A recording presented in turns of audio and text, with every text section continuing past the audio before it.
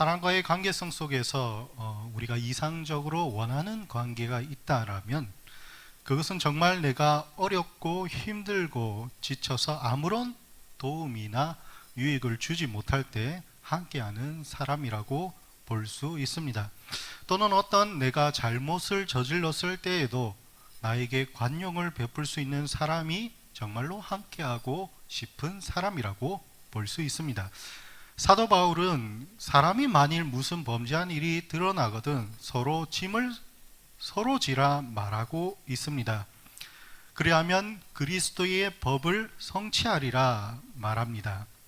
여기서 우리가 범죄한 일이라는 것은 우리가 범법함이나 방탕함을 내버려 두려 하는 것이 아닙니다. 우리의 심령의 연약함으로 인하여 신앙의 행위와 또 믿음의 결단이 약해지고 우리의 마음이 약해졌을 때 서로 복도와주와 함께 나아가자라는 말입니다. 그래서 우리가 서로의 무거운 짐을 함께 지라는 말을 통하여서 우리가 이 세상을 살아가며 이 신앙의 짐을 함께 지고 걸어가는 삶이 어떠한 삶인지 함께 살펴볼 수 있습니다. 예수님께서도 누가복음 9장 23절에서 나를 따라오려거든 자기를 부인하고 십자가를 지고 오라 하였습니다. 하나님을 모르고 또 우리가 그 구속의 은혜를 모른다면 자신의 욕망대로 살고 또 관계성 속에서도 내 유익만을 구하며 살아도 그것이 비난의 대상이나 질책의 대상이 되지는 않을 것입니다. 세상의 이 약육강식의 구조 속에서도 강자가 약자를 수탈하고 약자가 강자의 손에 좌지우지 되는 일은 역사 이래로 수없이 반복되는 인간의 역사였습니다. 이것이 역사의 흐름대로 흘러오고 있었습니다. 그 가운데 우리 주님께서는 이것은 하나님께서 원하시는 세상의 이치가 아니라 너희가 정말로 하나님을 믿고 그 뜻에 순종한다면 이러한 세상의 이치에서 벗어나 십자가의 짐을 지라 말하고 있습니다. 그래서 우리가 3절에 보시면 너희가 서로 짐을 서로 지라 그리하면 그리스도의 법을 성취하라 말하고 있습니다. 우리가 진정으로 성취해야 되는 것은 무엇입니까? 이 세상 속에서도 하나님께서 우리에게 원하시는 그 그리스도의 법을 성취해야 됩니다. 그렇다면 그 그리스도의 법은 무엇입니까? 우리가 세상과의 관계성 속에서 살펴볼 때라도 우리가 서로 짐을 지려는 이러한 마음으로 관계성을 맺어야 된다는 사실입니다. 즉, 이 그리스도의 법은 우리가 인간의 관계성 속에서 나타나는 수많은 현상들 속에서 절대적 우위를 가지고 있습니다. 우리가 내가 싫은 행동을 하는 사람이 있을 때라도 또는 나에게 맞지 않는 행동을 하는 사람이 있을지라도 저 사람의 생각은 내가 너무나도 알 수가 없는 길을 가고 있다라는 것이 느껴질 때라도 그 가운데서 무엇입니까? 서로가 서로의 짐을 질 때에 그 가운데서 그리스도의 법이 나타난다는 사실입니다. 그래서 누군가가 짐을 지고 힘겨워할 때 그것을 못 본 채 하거나 그 위에 짐을 얹어 놓는다면 그 사람은 비난을 받을 것입니다. 인간이 할 수 있는 선한 행동은 뒤에서 밀거나 앞에서 끌어주는 행동입니다. 우리가 못 본 채 지나가고 그곳에 있어서 눈을 질끈 감고 넘어간다라면 그 가운데서 어떤 아무런 일도 일어나지 않을 것입니다. 이 세상의 흐름이 개인적 위치로 이기적인 흐름으로 흘러가고 있기 때문입니다.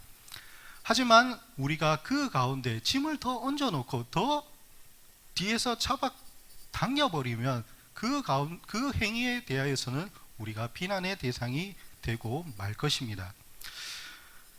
예를 들어서 우리가 이렇게 우리 유엔노 고개를 리어카를 끌고 가는 할머니가 있다라고 가정을 합시다. 힘겹게 끌고 가신 그 할머니의 모습을 보았을 때 우리의 마음은 정말로 아프고 안타까운 마음이 들게 될 것입니다. 그런데 거기에서 뒤에서 밀어주고 앞에서 끌어주지 않을 만전 그 위에 발을 얹어 놓거나 아니면 어차피 힘들 거 내가 좀 앉아서 가자 이런 생각을 가진다면 그 생각은 우리가 비난받아야 될 생각이 될 것입니다. 즉 우리는 이 세상을 살아가면서 이러한 비판적 사고를 하나님의 말씀에 비춰보며 길러 나가야 됩니다. 비판적 사고는 우리의 일상적 삶에서 당연하다 여기는 또는 암묵적으로 흐르고 있는 이러한 것이 나의 실천으로 나타나는 능력을 말합니다. 우리가 자녀를 보면서 사랑한다 느끼고 또 우리가 부부 관계 속에서 또는 사람과의 관계성 속에서 우리가 서로 짐을 지며 사랑한다는 것이 우리가 직접적으로 실천할 때 그것이 바로 비판적 사고가 될 수 있다는 사실입니다.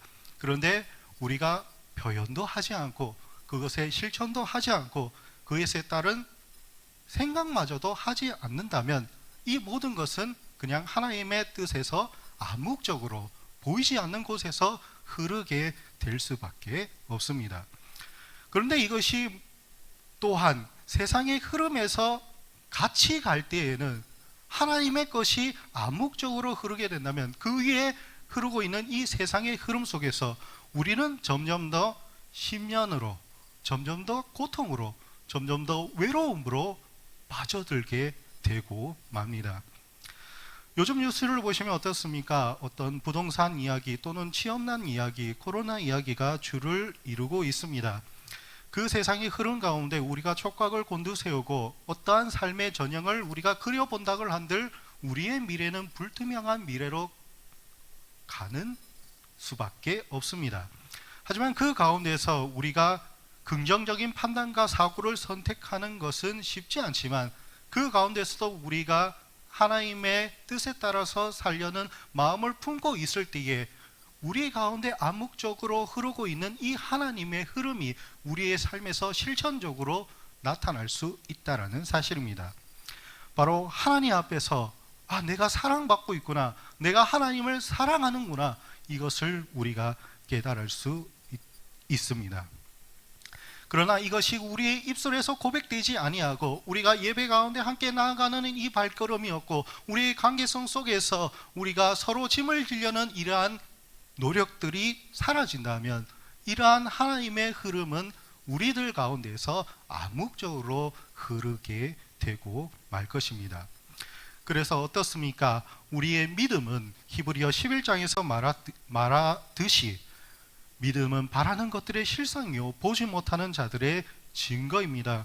우리가 바라는 것은 하나님을 사랑하는 존귀한 자녀로서의 삶을 살아가고자 합니다. 또한 우리 가운데서는 내가 하나님께 사랑받고 있구나 이것을 느끼고자 하는 그 진실한 욕구가 꿈틀대고 있다는 사실입니다. 우리가 보지 않아도 또는 우리가 느끼지 못하더라도 하나님은 우리를 사랑하시고 우리에게 항상 좋은 것으로 축복해 주시고 계십니다. 즉 우리 안에는 이러한 하나님의 사랑과 축복을 풍성히 누리고자 하는 욕구가 우리 안에 잠재하고 있습니다. 암묵적으로 흐르고 있다라는 사실입니다. 굳이 우리가 표현을 하지 않고 우리가 행동으로 실천하지 않음에도 불구하고 우리의 영혼의 외침은 내가 하나님께로 나아가고 싶다, 내가 하나님께 사랑받는 자녀로 살아가고 싶다, 이것이 우리의 진정한 욕구라고 볼 수 있습니다. 이것은 머슬로우가 말하는 어떤 욕구의 단계에서도 해당되지 않는 우리의 인간으로서 가지는 기본적인 욕구가 아니라 그 위에서 우리에게 주시는 하나님께서 우리에게 내려주시는 진정한 욕구라는 사실입니다. 이것은 인간과 인간 사이에서 나타나는 부분이기도 하면서도 하나님과 인간 사이에서 있어서도 적용되는 원리입니다. 그래서 하나님의 이치가 세상 속에서 암묵적으로 흘러가고 표면적인 것이나 또는 경제적인 것이나 또는 발달 과업 속에서 나타나는 많은 성과를 나타내는 일들이 나타날 때에 우리가 그것에 대하여서 다 이루었다라고 말한다면 우리가 진정으로 바라고 있는 이 길에서 벗어나 있다라고 볼 수 있습니다. 우리가 진정으로 이루어야 되는 것은 무엇이냐? 바로 하나님을 향해 나아감, 또 예수님의 성품을 닮아가는 삶, 또한 그 가운데 나의 연약함을 깨닫고 비판적 사고로서 성령의 도우심을 구하며 갈망하는 마음이 우리의 삶을 더욱 풍요롭게 만든다는 사실입니다. 또한 하나님께서는 우리의 삶을 그러한 곳으로 인도해 주시고 우리를 그 가운데 역사하도록 우리를 인도하시고 계시다는 사실입니다.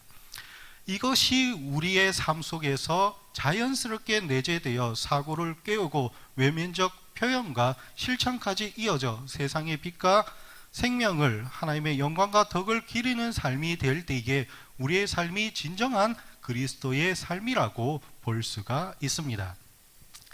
하지만 오늘 우리 본문에서 보듯이 사도 바울도 아무것도 되지 못했음에도 불구하고 스스로 속이며 된 줄로 여기며 살아간다 말하고 있습니다.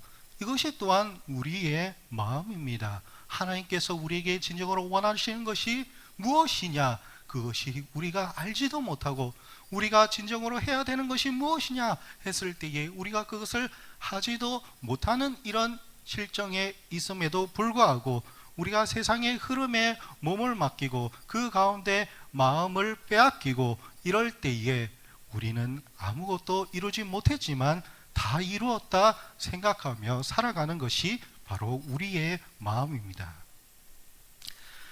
갈라디아 교회는 율법의 법도에 매여서 그것을 지키면 하나님의 법도를 다 지키었노라 이야기하였습니다. 그래서 예수님을 믿고 성령을 믿는 너희도 율법의 규례를 지켜야 된다 주장하였습니다. 그러나 그 안에 무엇이 없었습니까? 서로 짐을 지려는 마음이 없었습니다. 형제들을 누르고 또 찬탈하고 유익을 독차지하고자 하는 마음이 그들에게 있었습니다. 이러한 그릇된 마음들이 그들의 가운데에 자리 잡고 있었다라는 사실입니다.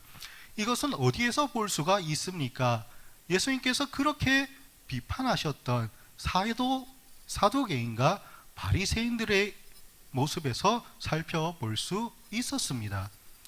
그들은 우리도 잘 알듯이 일주일에 2번 금식하였습니다. 11조를 정말 철두철미하게 하였습니다. 그리고서는 예배 예식도 정말 흠잡을 데 없이 하나님 앞에 경건한 모습 속으로 예배를 드렸습니다. 그런데 그 가운데 비판을 받은 것은 무엇입니까? 그 가운데 서로 짐을 지려는 그러한 마음이 없이 하나님께 예배 드리는 것은 내가 받지 아니하겠다라고 말한다는 사실입니다. 그는 바리새인들과 사두개인들은 병자를 멸시하고 그 가운데 고아와 과부를 멸시하였습니다. 그 가운데서 아무것도 이 세상에서 하나님의 뜻을 이루려는 생각조차 하지 않음에도 불구하고 그 가운데서 나는 예식을 잘 지켰노라, 율법을 잘 지켰노라 이야기하면서 다 이루었노라 이렇게 말하였습니다. 즉 이 가운데서도 갈라디아 교인들 속에서도 이러한 모습을 보면서 우리 또한 그렇게 살아야 되겠구나, 우리 또한 율법을 지키며 살아간다면 그 가운데서 내가 형제들보다 조금 더 나아질 수 있겠구나 라고 생각하였습니다. 하지만 하나님께서 진정으로 원하시는 관계성은 우리가 그 가운데서 세상의 흐름대로 또는 이때까지 있었던 관습적 모습대로 살아가려는 것이 아니라 그 가운데에서 서로 짐을 지라는 이러한 하나님의 마음을 깨달아 그 가운데서 우리의 관계성 속에서도 암묵적으로 흐르는 것이 아니라 실질적으로 나타나고 우리의 삶 속에서 더욱 풍성히 임하시기를 원한다라는 사실입니다. 우리가 이 세상 속에서 사회적 요구에 부합한 사람이 되었다면 그 가운데서 나타나는 것은 개인의 주체성을 향해 다시금 나아가야 됩니다. 그래서 그 주체성을 향해 나아갈 때에 주님을 따르는 것이 아니라 자신의 생각과 경험과 지식의 주체성을 내세우려는 모습을 보일 때가 있습니다. 나 자신의 경험이나 아니면 이때까지 배웠던 지식이나 또는 사회적 요구에 나타나는 어떤 문화적 관습에 따라서 나의 주체성을 결정하고 그 가운데서 내 삶을 이 삶의 이 주체성에 맞춰서 살아가려는 모습을 보인다는 사실입니다. 하지만 우리가 진정으로 원해야 되는 것은, 우리가 주체성을 찾아야 되는 것은 우리가 하나님의 말씀 안에서 또 예배 가운데서 나타나는 예배자로서의 주체성을 우리가 항상 간직하고 있어야 합니다.